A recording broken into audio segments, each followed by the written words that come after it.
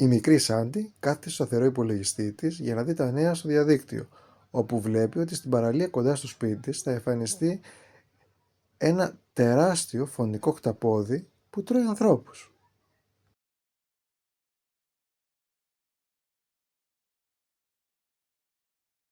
Συνεχίζοντας την αναζήτηση στο διαδίκτυο, βλέπει ότι και ένα τρομακτικός αστακός θα εμφανιστεί και αυτός από ό,τι γράφουν στο ίντερνετ κοντά στην παραλία του σπιτιού της.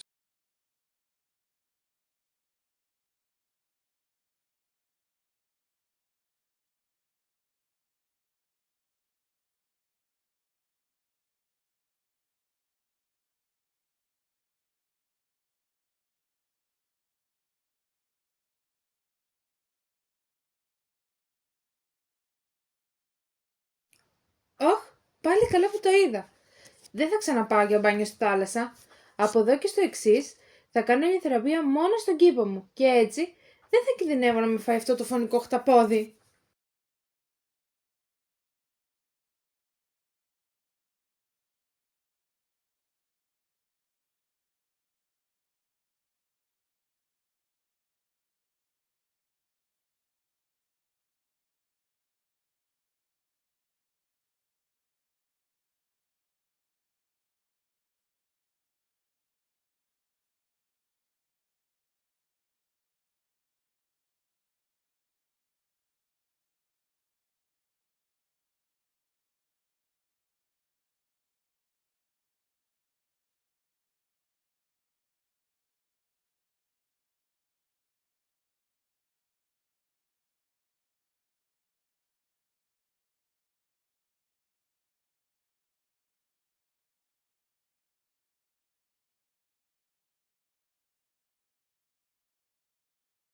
Θα φάω τα παιδάκια πρώτα.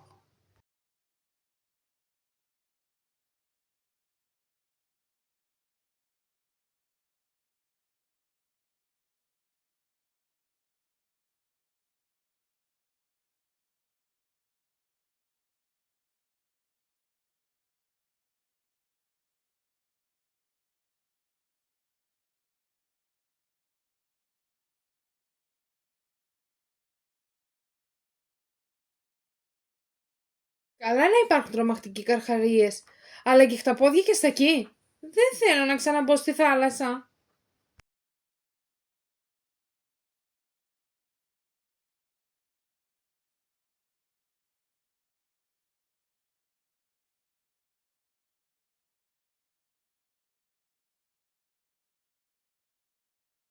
Θα φάω όποιο παιδάκι κολυμπάει αργά.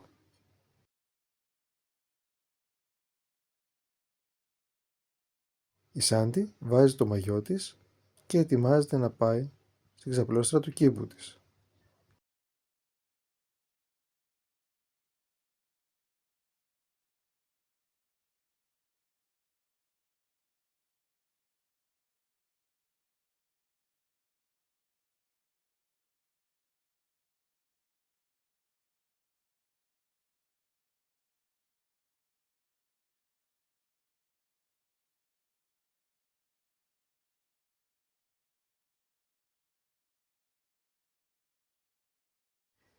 Αχ, μια χαρά είμαι εδώ. Θα ακούσω και την αγαπημένη μου μουσική χωρίς να κινδυνεύω.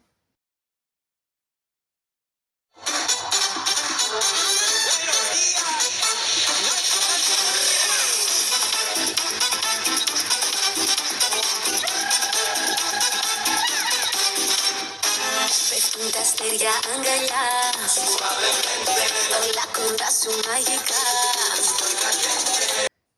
Βαρέθηκα μόνη. Ας διαβάσω ένα βιβλίο. Μετά από λίγο την παίρνει ο ύπνος και πέφτει κάτω το βιβλίο και τα ακουστικά που φορούσε. Ωχ, με πήρε ο ύπνος. Ευτυχώς που είχα βάλει αντιλιακό και δεν κάηκα. Ας γυρίσω στο δωμάτιό μου. Ας κάτσω λίγο στον υπολογιστή να χαζέψω. Ωχ, δεν ήταν αλήθεια όσα διάβασα πριν.